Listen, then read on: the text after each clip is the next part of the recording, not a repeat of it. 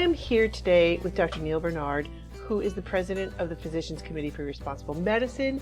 He's the founder of the Barnard Medical Center in Washington, D.C., and is a prolific author. He's written so many journals and books. So thank you so much for taking the time to be here today. Well, delighted to be with you. Well, I wanted to continue talking about your book, The Cheese Trap, because wow, it had such a huge impact on me. And everybody should be reading this book, without question. So you shared a story by a gentleman by the name of Joey Vento. Could you share just a little bit about him? Yes. Anybody who's been to Philadelphia knows that there are some iconic places that a person has to go to, like the Liberty Bell and the Museum of Art. But the most iconic of all is the cheesesteak.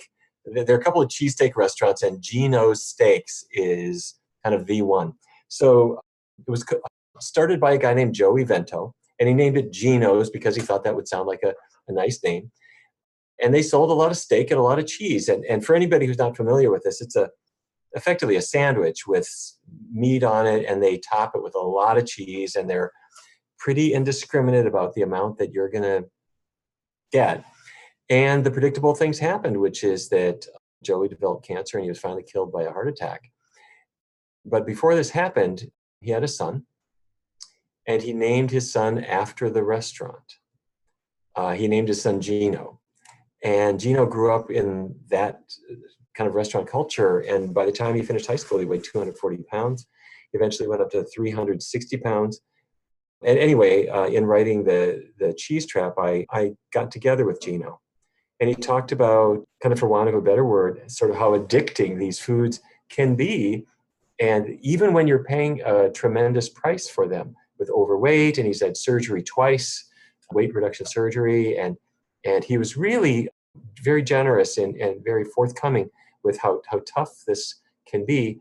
And despite all these things, he hasn't really been able to really quite conquer it. So anyway, I wanted to offer that, as most of us don't have a restaurant with the same name that we have, but nonetheless, we're in a culture that doesn't necessarily bring out the best in us and makes it hard to break away.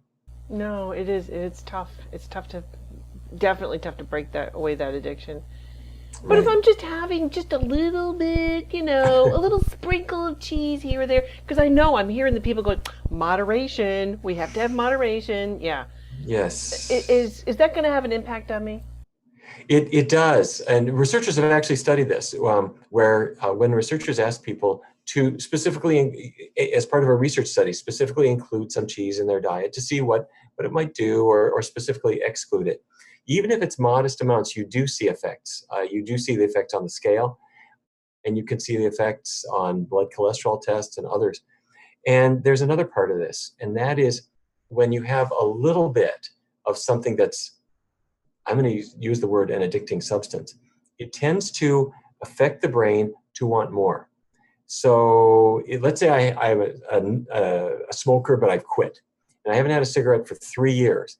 But I decide I can have one once in a while. It lights up that machinery, and so instead of it being one, it's now two, and I went to a half a pack. And we see that with almost any of these kind of addictions, including food addictions. And as you and I were talking before, there are opiates, traces of opiates in cheese, such that it's kind of like the old Lay's potato chips commercials. I bet you can't eat one. And it's that way. You know what I mean? It's that way with cheese too. So people find it easiest to either just have as much as they want or to not have any. But to try to sort of control it and be in between the two is a rough place to be. And by the way, can I say one other thing about moderation?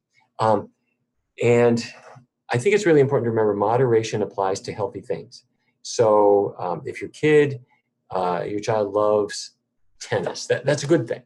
Or your child loves playing the violin, that's great. But after 6 or 8 hours of it, there's also homework and dinner and other things. So you moderate good things, but your child doesn't need heroin at all. And you don't have moderation for cigarettes. You have moderation for good things, and the bad things, you just leave them out completely. And I'm sorry to tell you that cheese has graduated into being a fully bad thing. And so now we're saying leave it out. Okay. Well, we talked in our last interview how much fat there is in cheese. So how does this actually pack on the pounds? A variety of ways. First of all, there is a lot of fat in cheese. About 70% of the calories in cheese come from fat. So number one, fat is the densest form of calories. Every gram of fat has 9 calories compared with carbohydrate or protein, which have only 4 calories in a gram. So if cheese is 70% fat, it's really dense in calories. And the number is 65,000. That's the number of calories that the average American eats only as cheese. Wow. Uh, That's in, amazing. in a year's time, 65,000 calories in a year. So it's very high calories, but there's more to it than that. If I eat calories as, say, rice, the rice is more carbohydrate, very, very low in fat. And so if I overdo it, my body will take that excess carbohydrate. It breaks it down to simple sugars, glucose, and it sends the glucose to the brain, it sends it to the muscles, and so that's power. But if I eat more than I can use, the body will say, okay, can't use all this glucose, let's store it as glycogen. So glycogen, the spare batteries in your liver and in your muscle cells, and if you completely overdo it, beyond that, you filled up all your glycogen stores, your body will say, okay, maybe I can make some fat out of this. But even then, to turn rice into fat is challenging biochemically. And so you consume about a quarter of all the calories in it. They're just gone as body heat, just trying to make the rice into fat. Compare that with cheese. If it's 70% fat, that fat, it's already fat. So your body will store it right away without any big conversion. Your body doesn't burn it up. So fat calories tend to be more fattening than carbohydrate calories. So those are the main things. But there's one more, and that's that why doesn't anyone overdo it on brown rice? Why, a person never stuffs themselves with it. Or for that matter, Or broccoli. or let's say it's the most delicious crisp apple I ever had. It's a hot summer day, and I think it's delicious. But a person never ate 10 of them. But on the other hand, things that are kind of addicting, you do. Well, here's the reason. First of all, these plant foods have fiber in them, and fiber has no calories, but it fills you up. And so after you've had an apple, okay, maybe 2 apples, pretty soon, you just can't take anymore because the fiber is so filling. And that's true for all vegetables, all fruits, all whole grains, all beans. They just turn off the appetite at some point. Whereas Velveeta or cheese or meat in general, don't have any fiber at all. So you get every last calorie, and the appetite turn off switch gets turned off a little too late. So that's really another part of it. Oh, wow. Well, you discussed in scientists in Louisiana, they had asked 10 healthy men to follow a high-fat diet. So what was the result of that? Yes. When you eat fatty foods, some of that fat gets into the muscle cells, into the liver cells. And when that happens, each muscle cell will say, hallelujah, this is great. If we have a famine next week, I'm set because I got all this fat that I can burn. I'm set for a couple decades. I'm good. We can say to our muscle cells, hey, there hasn't been a famine for like a really long time. You don't have to store every darn thing I eat, but they do. And the way they do this is they reduce mitochondrial action. And mitochondria are little organelles inside the muscle cell or other cells. Yeah, exactly. That's exactly it. They will take fuel like fat or carbohydrate and they burn it. But if they're going to burn up all the fat that came in, then I can't store any. So the cell in its wisdom says, all right, all this fat came in, let's turn down the mitochondrial action. And so that we store the fat instead of burning it up so much, and then I'll really be set. And this mechanism made a lot of sense a million years ago when there could have been a famine. It doesn't make so much sense now when there's food that's quite plentiful. But what that means is that your metabolism starts to slow down because your mitochondria aren't doing their thing anymore. Those are the burners, and they're slowing down. So when you're 12, you can eat anything and you never gain weight. But then fast forward, 4 decades, 5 decades, when your metabolism has been progressively slowed down, the mitochondria aren't doing their thing anymore. You just look at food and you gain weight. So your metabolism, people know their metabolism has slowed. It's not your imagination. It really has slowed down, and we measure it here in our laboratory. So the fatty foods, by impairing the mitochondrial action, slow your metabolism, and this happens fast.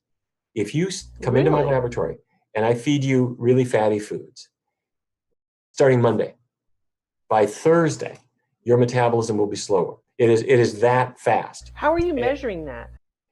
You can measure it a couple ways. This will not be on the test.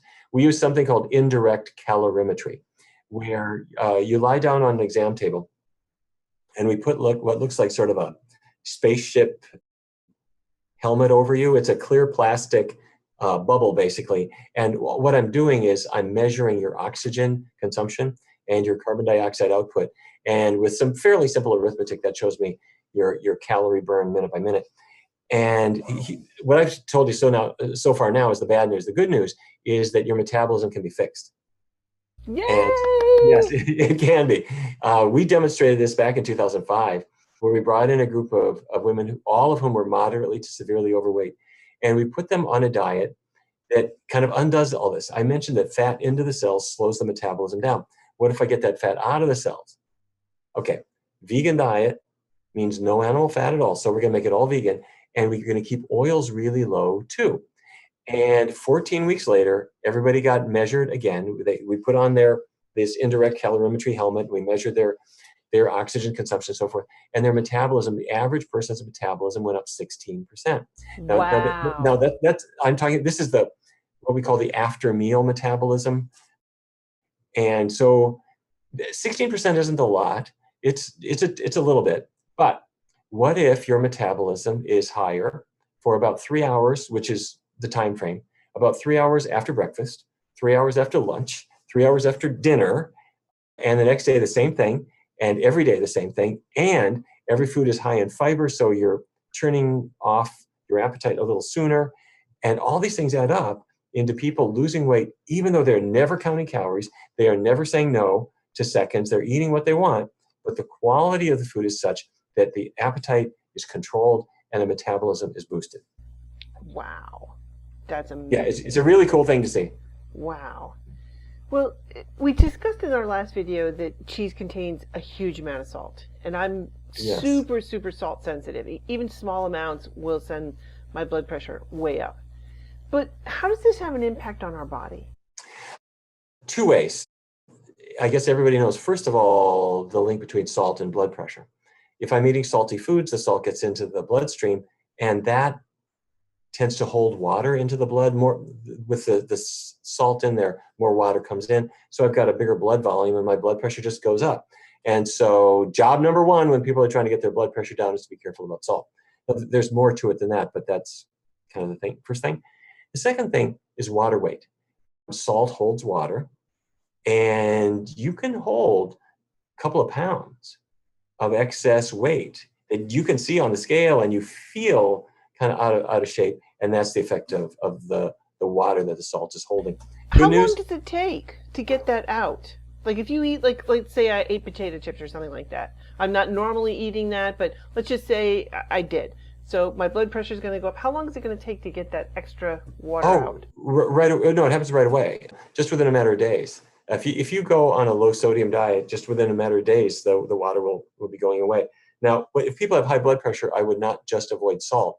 I would do a vegan diet for that reason too. And this is a little bit of an aside, but if you eat just one fatty meal, we're going to have a ham sandwich with a slice of cheese and some mayo, and there's fat in the ham.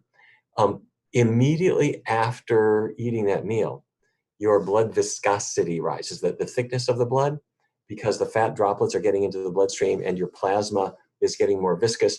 And when your blood is thicker or more viscous, your blood pressure goes up. And this happens right away after eating. On the other hand, if you have something that's a low-fat plant-based food, it's got fiber, it's got protein, it's got carbohydrate, but it doesn't have a lot of that gooey fat. And so researchers have known this for decades, that people following plant-based diets have lower blood viscosity, which is good for your blood pressure. That's the first thing. But now athletes are saying, aha, better blood flow, better oxygenation, better oxygenation for my muscles and for my brain. So when somebody else is flagging at about the fourth inning, they're no longer so sharp, I'm going to be sharper. And so that's why we're seeing these long distance runners and tennis players and basketball players and kind of almost any sport now, they're embracing vegan diets because they want better tissue oxygenation. Well, I used to see this. My son was a wrestler, and he started in with a plant-based diet about 10th grade when we began this transition. Mm-hmm. And one of the things when we would go to a wrestling tournament, towards the end of the day, because the kids would be eating all day long at the tournament, they would be eating pizza, they would be eating the pasta with cheese, sauce on it, to carb load. Okay, fine, but they were getting the cheese in there with it. Right. He wasn't, because first of all, didn't give him any money. He couldn't buy anything. And then he just had a cooler. Good mom. Then I brought food for him to eat out of. So as soon as he wrestled, then I would go and feed him, and then, because they wouldn't wrestle for another 45 minutes to an hour later. Okay. His competitors, that I always saw this, I never saw it with him, but the kids would go like this and raise their arms because their chests would be literally heaving to try, and they would pull their arms up to try and expand their lungs. I mean, intrinsically they did this, but I never saw him do this. And he could go till the end of the day. I mean, you're there for 12, 14, 16 hours when you're in a wrestling tournament. And it's a marathon of, tedium. Yes. And for 5 minutes, you have 5 minutes of wrestling, woo, and then 5 hours of tedium. Right. But I never saw him do that, and I attribute that totally. And he could go right up until the end, whereas his opponents were flagging down. And I think that's one of the reasons why he did so well. Yeah, I think so. And another thing is, in wrestling, you need a burst of energy. So that's glycogen, and that's the carbo loading. But there's no carbohydrate in cheese. There's no carbohydrate in meat.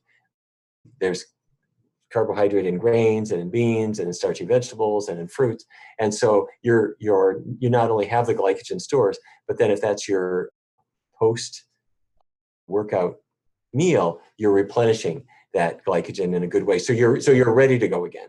Right. Well, he's lucky to have you for a mom. I hope you'll remind him of that for me. I'd love to. Love to. Well, when I did eat cheese, I mean, I was addicted to it. No, there's no ifs, ands, or buts. Right.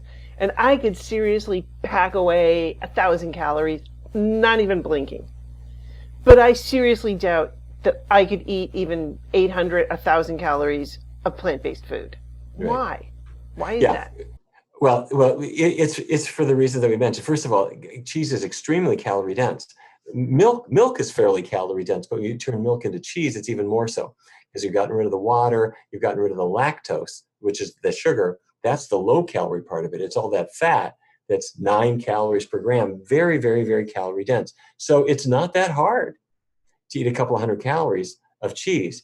But on the other hand, if you're having vegetables and beans and so forth, because they're so low in fat and they're high in carbohydrate has only 4 calories in a gram. You just can't eat that many calories. I know. Now you can try, but those are just not calorie dense foods. And in addition to that, they have the fiber that effectively has no calories at all, and that's a really important part of our homeostasis, which says, okay, I'm hungry, I'll eat, but when I'm getting adequate nutrition, I will stop. And fiber is a critical part of that. And the more people are tucking into meat and cheese and animal products in general, the more they're defeating that system because it requires that fiber. Fiber, good thing. Keep things flowing. Yeah. It's a boring word, I'm always afraid that people will fall asleep when I say the word fiber, yawn. But let me tell you something. Fiber is Clark Kent. It is Superman because it's a cancer preventer. It helps bring cholesterol levels down, and it helps keep us trim. And it's good in so darn many ways. And keeps things flowing. It does. Yep. It's a good thing. Good thing. Yeah. If everybody were on a vegan diet, all those shelves in the drugstore of all the laxatives and things, I mean, those shelves would be empty. Wouldn't that be awesome? In about 3 days, people just wouldn't need that stuff. Wouldn't that be awesome? It would. It would. You mentioned in your book that fatty foods that make the digestive tract, the wall, more permeable. When I read about this, it was like, oh my God! So it makes it so the molecules can slip in through. How does that work? This started out in a strange way, and the last word has not been written on this at all. But we've noticed that inflammatory conditions, sometimes like rheumatoid arthritis, for example, or certain skin conditions and others, where the body is inflamed, when people get away from dairy for some reason that we weren't too sure why, they got better. And looking a little further, we recognize that, say, rheumatoid arthritis is a classic inflammatory condition. What I mean is, you look at the joint. And the joint, if you could look inside the joint, it's ugly looking. It's the membrane, the synovial membrane that lines the joints is inflamed. It's red. It's hot. What this means is the body is reacting to something. In your blood, antibodies are being formed and they are attacking the joint. And this is an autoimmune reaction. So something is triggering it. There's some foreign protein that's triggering it. Dairy protein could be the trigger. And could that be the explanation for why people get better? My suggestion is that I think it's okay to be skeptical about that. Could that really be the case? But so I wouldn't take any of this on faith. What I would do is, if you have any autoimmune condition, then I would get away from dairy products, get away from all animal products, and just see if it doesn't get better. Not everyone will, but for many people, these conditions do get better.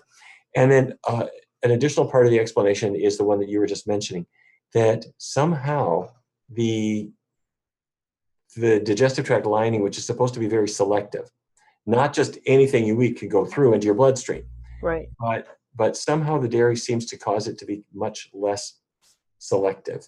So instead of having good border guards who are really keeping the intestinal contents in the intestine, things start to slip through into the blood and cause autoimmune reactions. At least that's the theory of it, and there does seem to be a lot of evidence that that's the case. If you do have one autoimmune disease, are you prone to another ones? Or Yes. More? Yes. Oh, absolutely. And if you make a diet change that improves one, often other things will get better. Good. Yay. Yeah. Yay. Okay. In one of your studies, you tested the effects of getting away from cheese and other animal products. Share the results of that study. Yes, actually, we've done a number of these, and it can start out with, let's say, a person who just wants to lose weight. We typically don't only eliminate cheese. We'll use a vegan diet normally, and it's an amazing thing. We're doing a study right now where I've had about 160 people go through the study right now, and we had our group here last night. And this particular group has been on this diet now for 11 weeks, and they're losing on average close to a pound a week, which doesn't sound very fast, but there are 52 weeks in a year. And you see some people losing weight pretty fast. The beauty of it is they are not in any way trying to lose weight. They're eating normal amounts of food. They know they got weight to lose, but while you're enjoying every single meal, the weight just comes off for the reasons that we've described.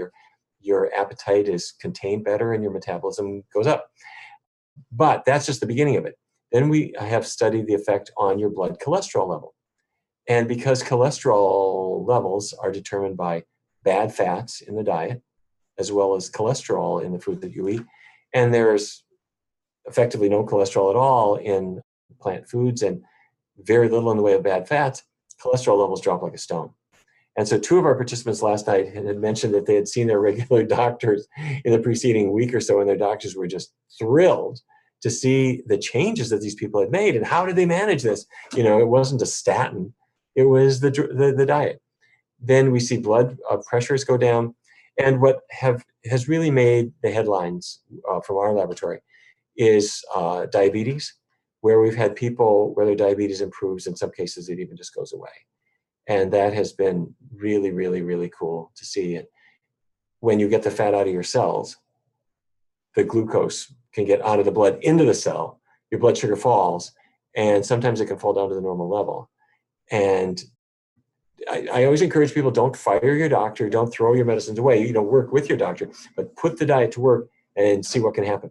We've also done studies with rheumatoid arthritis and with migraine in particular.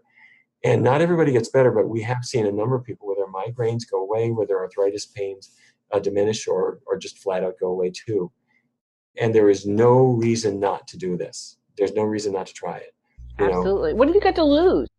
Exactly. And say with rheumatoid arthritis, turn on the TV and there will be medication commercials for what are called biologics. They cost $30,000 for a year of treatment. On the other hand, what does it cost to eat some beans, and to eat sweet potatoes and these things? And the side effects of the biologics, you've heard the warnings. You could have TB, you could get other infections, because what the drugs do is they disable the immune system. So you're eating something, you're reacting to the proteins, your immune system is reacting, so let's give you a drug to stop that reaction. Wait a minute, stop. Instead, just don't eat the food that you're reacting badly to. Yeah.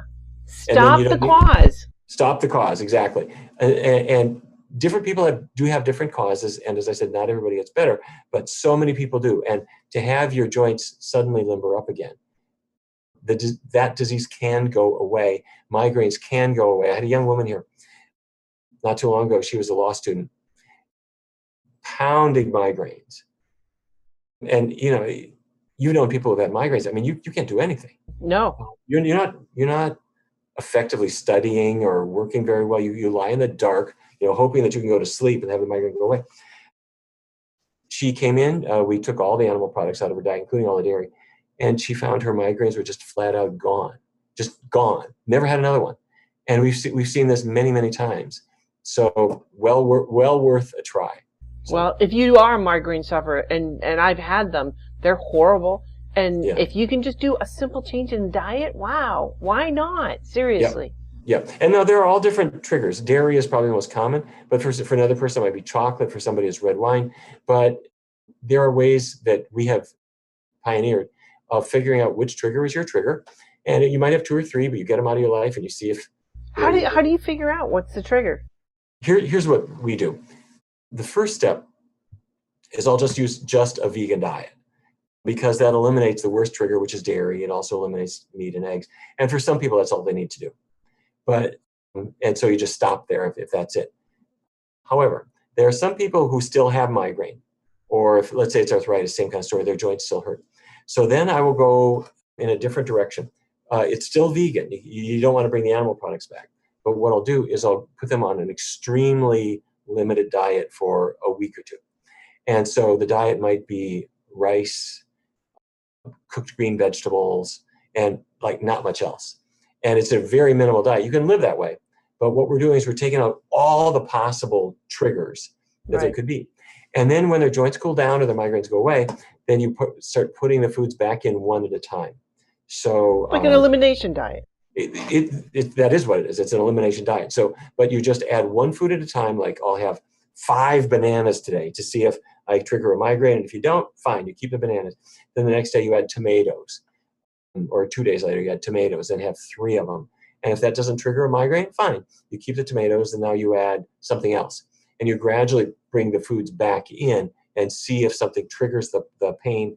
And if it does, you take it out again and let yourself cool down. And then you start with more and more foods. And pretty soon you'll discover. Have you ever seen a combination of foods that would trigger it? Can you have 3 or 4 triggers? Yes. Yeah. Yeah. So like somebody might be dairy, citrus, wheat, or something like that. Maybe soy in some people. And by the way, this doesn't mean that soy or wheat are bad foods. They're not. But if you're sensitive, if you're allergic to strawberries, you just can't eat strawberries. Well, in 2004, 32% of Americans were obese. By 2014, it had risen to 38%. And they were pointing the finger at sugar. Was that it? Was that the cause? No, I don't think so. No, sugar is not health food. And, well, some sugar is. I mean, fruit sugars, like the sugars in an apple or an orange, those are good and those are healthy and those power the brain, that powers the muscles. But the added sugars in sodas, that's really not health food. However, I don't think that that's really the big explanation for weight gain. for a couple reasons. First of all, sugar, even packed sugar, cane sugar, has only 4 calories in a gram, whereas the fats in cheese have 9 calories per gram. But the second thing is that sugar has been falling. It hit a peak in 1999, and so for about 2 decades, sugar has been going down and down, but obesity has been going up. And what has paralleled it is cheese.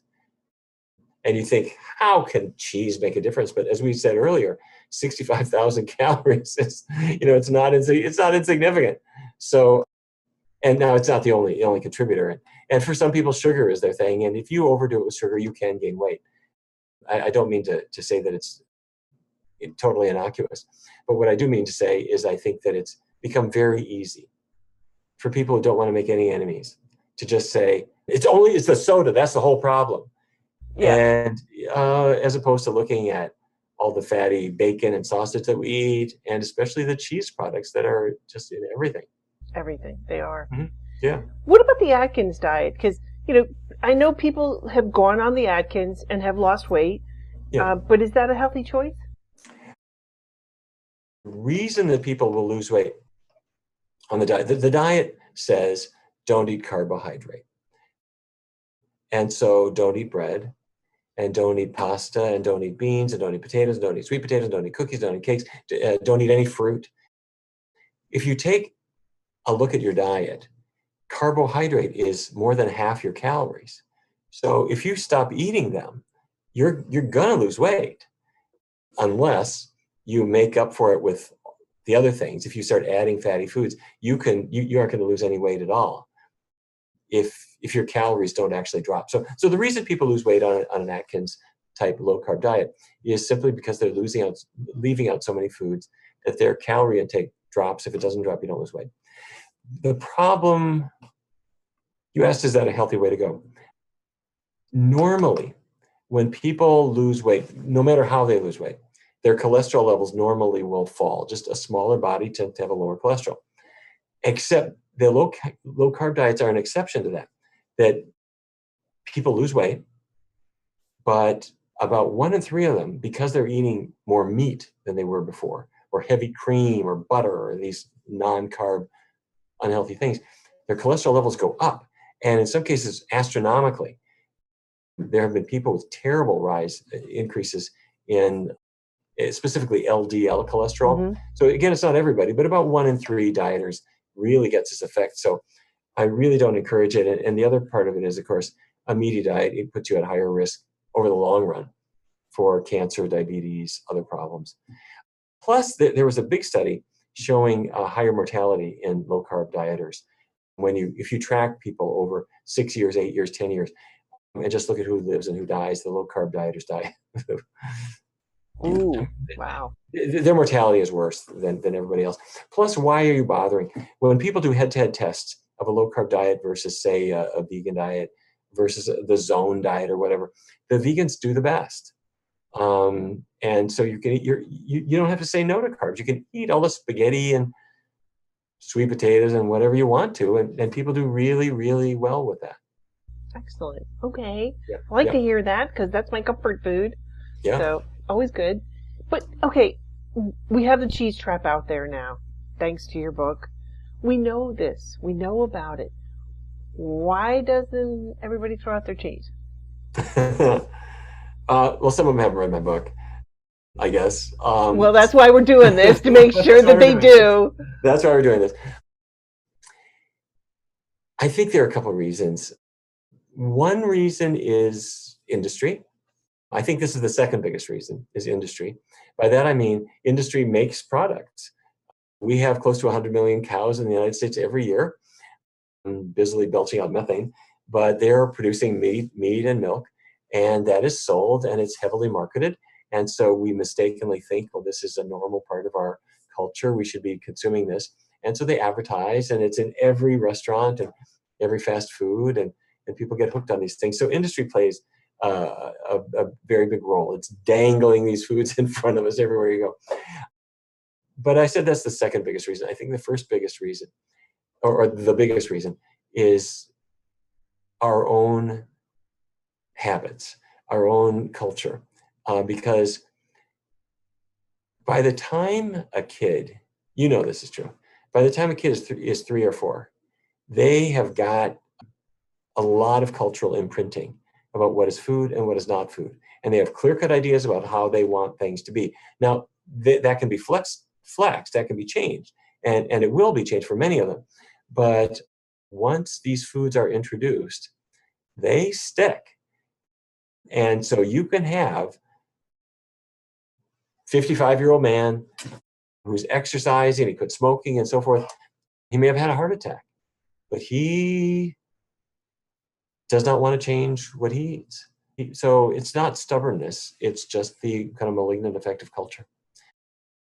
So my job as a doctor is to come in and take my hacksaw and break that culture all up and allow people to embrace a new culture, which comes in really fast.